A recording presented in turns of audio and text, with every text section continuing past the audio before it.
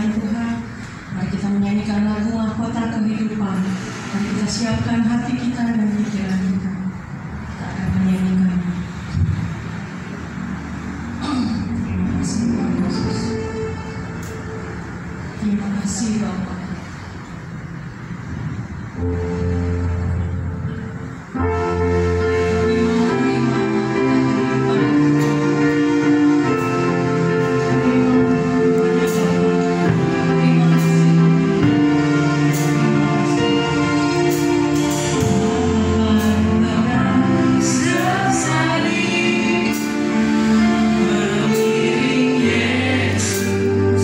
Sepanjang hidupku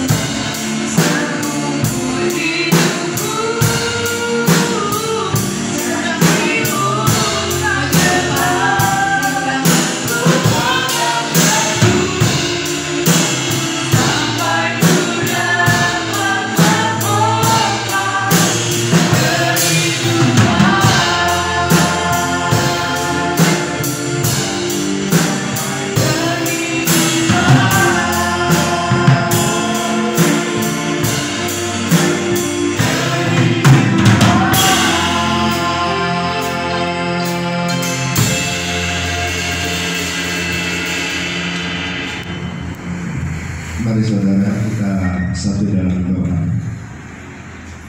Kami kembali datang menghampiri hadirat Bapa yang baik. Kami sungguh sangat bersyukur. Terima kasih untuk kesempatan yang masih Kau berikan buat kami di pagi menjelang siang hari ini. Bapak, kami boleh beribadah di tempat ini, juga saudara-saudara kami yang mengikuti secara online. Biarlah kasih karunia Tuhan yang menutupi menyertai setiap kami, supaya kami boleh menikmati hadirat kami, mendapatkan apa yang Kau ingin kami perbuat di sisa hidup kami. Tuhan, kesempatan yang Kau berikan buat kami, biarlah tidak kami lalui dengan sia-sia, tetapi oleh karena kemurahan Tuhan kami mau belajar untuk mengerti setiap rancangan dan rencana Tuhan yang harus kami perbuat.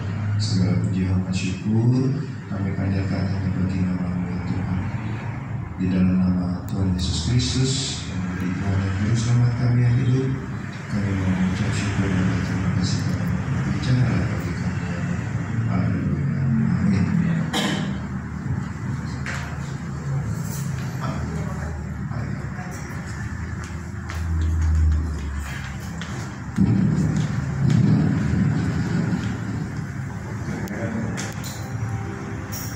Shalom saudara-saudara. Tidak terasa saya kembali lagi ke sini setelah 1 bulan ya. Waktu itu tanggal 3 Juli, sekarang sudah 7 Agustus. Waktu begitu cepat berlalu. Kita melewati hari-hari tanpa terasa begitu cepat ya, sudah 1 bulan lebih. Kejatuhan manusia yang pertama itu pada waktu Adam jatuh karena melanggar apa yang sudah Tuhan firmankan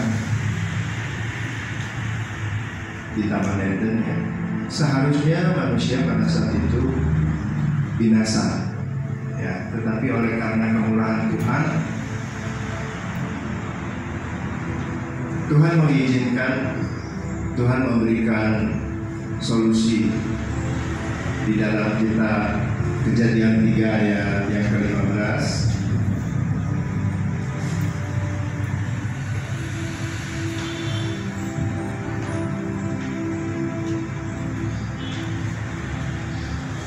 Inilah yang dimaksudkan dengan proto-evangelium, kabar baik yang pertama.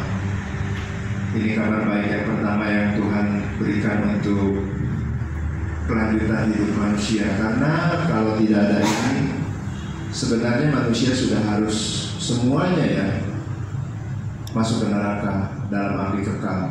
Perbuatan baik apapun yang kita lakukan tidak bisa menolong kita, tetapi oleh karena kemurahan Tuhan ya, di dalam Kejadian 3 ayat 15 kita baca bersama, aku akan mengadakan permusuhan antara engkau dan perempuan ini, antara keturunanmu dan keturunannya. Keturunannya akan menemukan kepalamu dan engkau akan menemukan tumitnya. Keturunan perempuan ini maksudnya adalah Yesus Kristus ya. Dialah yang akan menyelamatkan umat manusia melalui karya agung, di mana Dia yang tidak berdosa dijadikan menggantikan kita orang yang berdosa. Dia harus turun ke dunia dari tahta kemuliaannya di surga. Dia rela untuk datang ke dunia dan sampai mati di atas kayu salib untuk menebus segala dosa manusia. Itulah yang membuat kita dimungkinkan untuk kembali ke hadirat Allah. Karena sebelumnya ketika manusia jatuh dalam dosa, kita sudah terpisah dari hadirat Allah dan kita tidak bisa lagi untuk berada di surga. Tapi oleh puji Tuhan, oleh karena kemurahan Tuhan, Tuhan sudah memberikan satu solusi, di mana anaknya yang tunggal diberikan kepada kita. Itu sebabnya kalau kita mengingat akan hal ini ya, sebentar kita akan mengadakan perjamuan kudus. Itu pun bagian dari peringatan betapa Tuhan Yesus sudah mati di atas kayu salib untuk kita semua. Hal yang demikian seharusnya menjadikan mengingatkan kita ya, untuk menjadi anak-anaknya yang benar. Saya rindu untuk kita semua untuk berubah ya. Kita tahu bahwa Tuhan Yesus itu yang menciptakan dan memiliki langit dan bumi, laut dan segala isinya. Tetapi di dalam Roma 1, di dalam Roma 1 ayat yang ke-11 ya.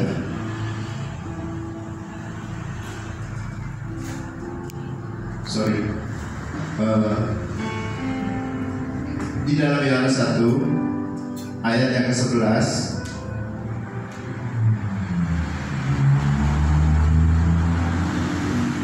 Yesus yang adalah pemilik, yang menciptakan langit dan bumi, laut dan segala isinya, dia adalah pemilik. Tetapi di dalam Yohanes 1 ayat yang ke-11 dikatakan ia, Yesus ya, ia datang kepada milik kepunyaannya, tetapi orang-orang kepunyaannya itu tidak menerimanya. Tetapi di ayat yang ke-12 dikatakan, tetapi semua orang yang menerimanya, menerima Yesus ya, diberinya kuasa supaya menjadi anak-anak Allah, yaitu mereka yang percaya di dalam namanya. Jadi kalau kita menganggap diri kita itu anak-anak Allah, berarti kita diberi kuasa. Tetapi saya mau beritahu kepada saudara, kita sekalian ini tidak ujuk-ujuk menjadi anak-anak Allah. Itu perlu proses, ya. Tidak semuanya kita tiba-tiba menjadi anak-anak Allah. Tidak. Kita harus, kalau mau menjadi anak-anak Allah, supaya mendapatkan diberinya kuasa, mendapatkan kuasa, itu memerlukan proses. Kita harus hidup di dalam penurutan kepada Roh Kudus. Saya ingat waktu kita kecil, kalau saya ingat-ingat lagi, waktu begitu tidak mengenal kita, dengan kesibukan sudah berpisah, ada yang sudah mendahului kita. Sementara kita sendiri juga kita merasakan sudah lanjut ya, sudah tua ya. Kita harusnya berubah, sebagaimana fisik kita pun berubah, kerohanian kita pun harusnya berubah. Kita tidak lagi menjadi anak-anak rohani. Seharusnya kita menjadi orang yang dewasa kerohaniannya. Kalau waktu kita masih kanak-kanak, itu kita maklum ya, ketika kita masih kanak-kanak, kita minta sama orang tua kita, seolah-olah orang tua kita itu punya hutang sama kita. Kalau kita mau sesuatu, wah kita minta. Bahkan banyak kali kita melihat ya, ada anak-anak yang sampai ingin mendapatkan sesuatu itu sampai guling-gulingan di lantai. Dia nggak mengerti orang tuanya itu ada uang atau enggak, berkenan atau tidak atas apa yang dia minta. Dia merasa dia layak mendapatkannya, dan orang tua itu wajib memberikan kepadanya. Oke, kita bisa mengerti, orang tua juga bisa mengerti. Kalau anak itu masih 2 tahun, 3 tahun, masih 4 tahun mungkin, kita masih 5 tahun masih jadi tinggal. Tapi kalau anak itu sudah 20 tahun, sudah 30 tahun, sudah 40 tahun, karakternya masih minta dan minta dan minta, nggak pernah menyerahkan hati orang tuanya, hanya mendahulukan kepentingannya, minta dan minta. Apakah mungkin kita bisa menerima seperti itu? Tentu kita juga tidak bisa menerimanya. Demikian juga saudara, kerohanian kita pun harus bertumbuh. Jangan seperti anak-anak terus. Oke, kalau dulu kita baru-baru pertama menjadi orang percaya, Tuhan mengerti kalau segala sesuatu kita minta sama Tuhan, bahkan mintanya mungkin kurang ajar ya, kita secara paksa. Bahkan banyak kali kita dengar klaim janji Tuhan. Aduh, janji Tuhan kemana? Yang mana? Kepada siapa? kita di bumi ini aja ya.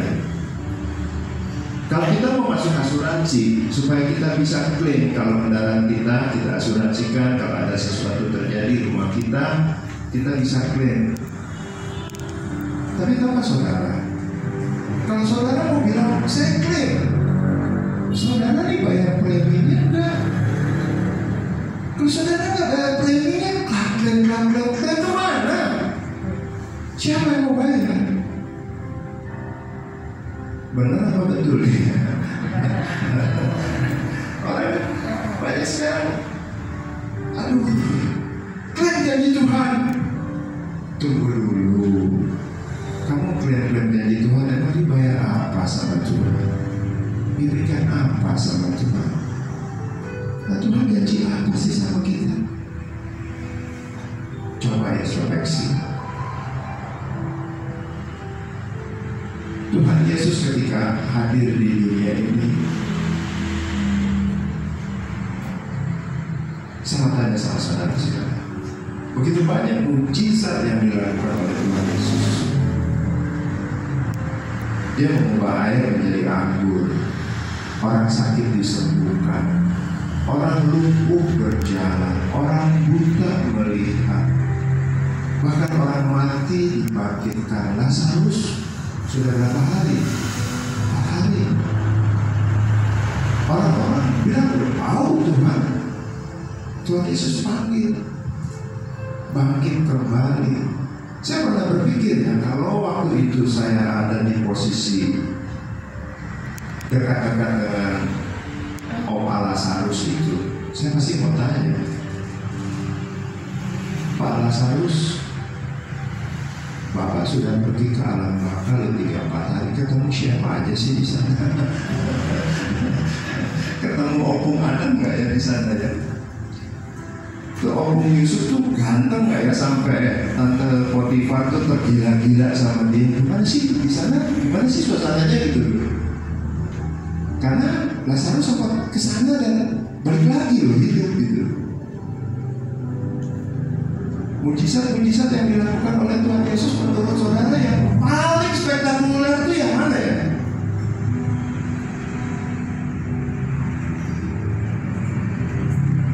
Yang membangkitkan orang mati, atau yang membuat orang lumpuh berjalan, yang buta melihat, orang kusta akhir. Tapi kita lihat ya, begitu banyak orang yang mendapatkan mujizat, tetapi nggak berubah hidupnya. Contoh 10 orang kusta, 10-10-nya datang kepada Yesus sembuh. Pergilah, perlihatkan dirimu kepada imam. Sementara mereka berjalan, 10-10-nya sembuh. Tapi yang balik kepada Tuhan berapa?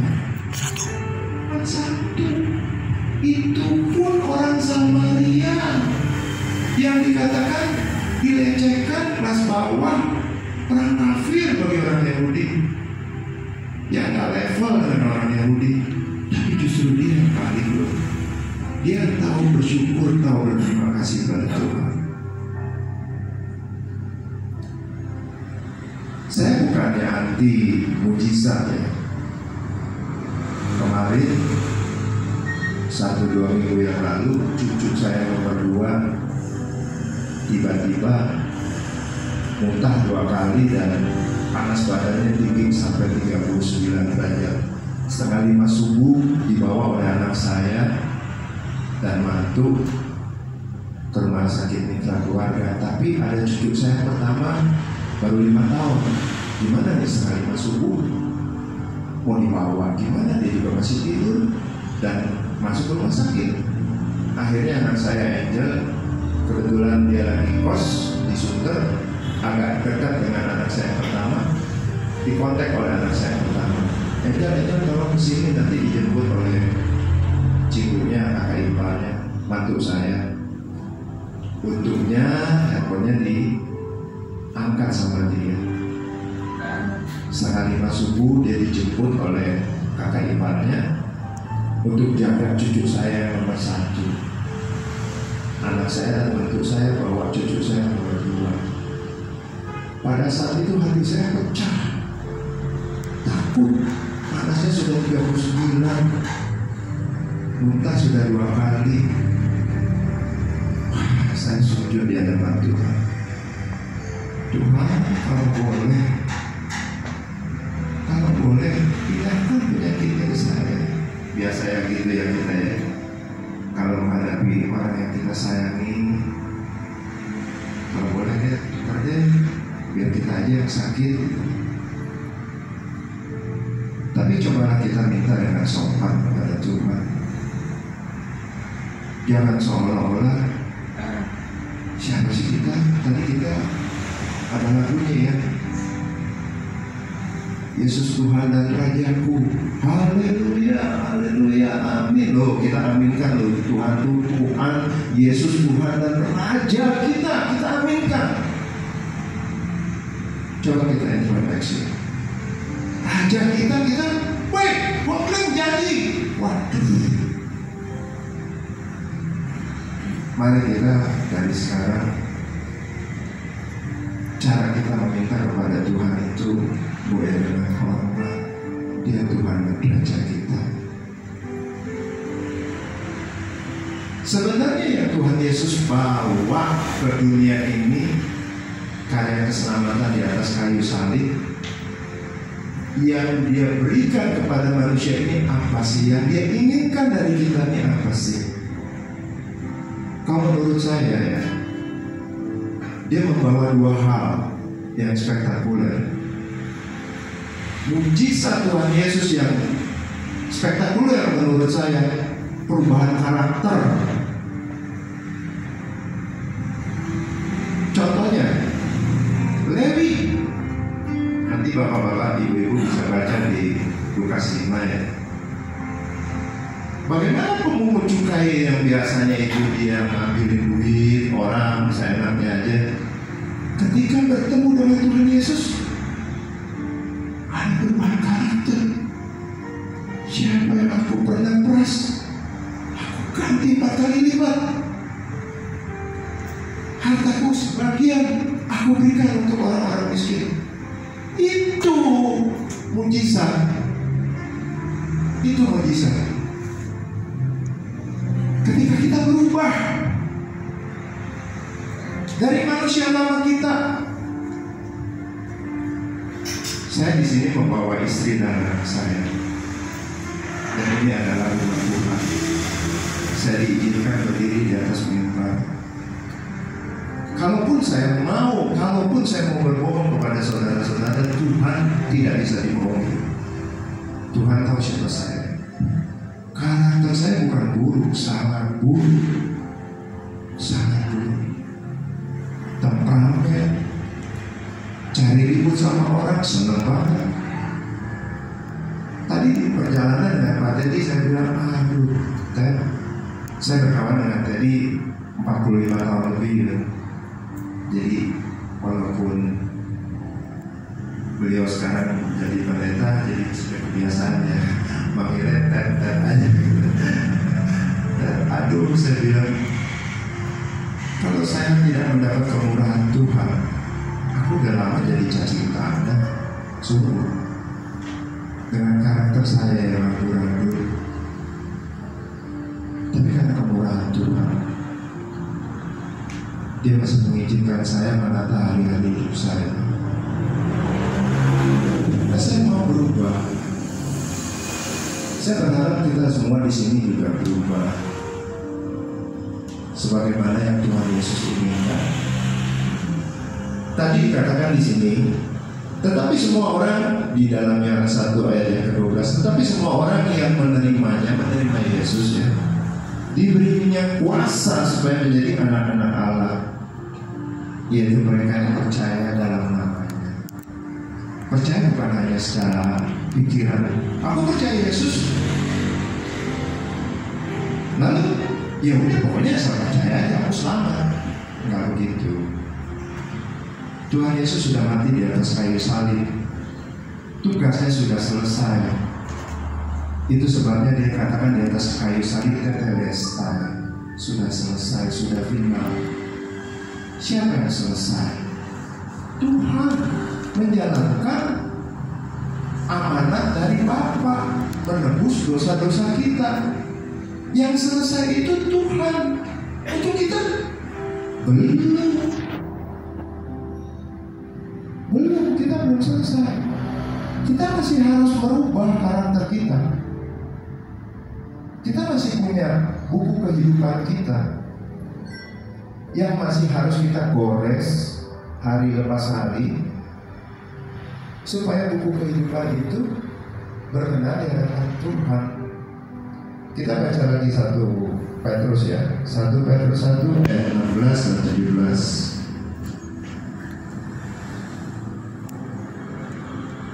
Maaf ya saudara, saya nggak bawa Alkitab, saya mengandalkan handphone. Mata saya udah kalau lihat diurang-urang nggak jelas. Saya tadi izin sama Pak Dedi, kalau pakai handphone aja boleh nggak ya? Boleh katanya itu. Tapi yang penting kan isi hati Tuhan aja yang kita cari ya. 1 Petrus 1 ayat 16 dan 17. Di sini dikatakan, sebab ada tertulis, kuduslah kamu sebab aku kudus. Yang ayat ke-17 ya. Dan jika kamu menyebutnya Bapa, yaitu Dia yang tanpa memandang muka menghakimi semua orang menurut perbuatannya, maka hendaklah kamu hidup dalam ketakutan selama kamu menumpang di dunia ini. Jelas ya? Kalau kita mau dipanggil anak tadi di dalam Yohanes 1 ayat 12, kita mau menerima kuasanya. Wah, enak dulu menerima kuasanya. Kita menjadi anak-anaknya. Tunggu dulu. Di sini ada balance, ada hak dan kewajiban rupanya. Kita mau menerima menjadi anak-anak Allah, tapi Bapak menuntut di sini. Di dalam ayat yang ke-17, dan jika kamu menyebutnya Bapa, artinya kita anak kan ya, kita menyebutnya Bapa, yaitu Dia yang tanpa memandang muka menghakimi semua orang menurut perbuatannya, perbuatan kita, maka hendaklah kamu hidup dalam ketakutan selama kamu menumpang di dunia ini. Yang ayat 16 tadi, sebab ada tertulis, kuduslah kamu sebab aku kudus, Bapa kudus. Jadi Bapa menuntut kamu menjadi anakku, ya kamu harus kudus seperti aku kudus, kata Bapa.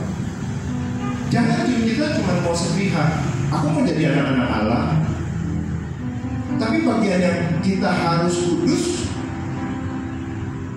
kita nggak mau lakukan. Saya belakangan ini datang ke sini laki-laki itu anak khusus saya.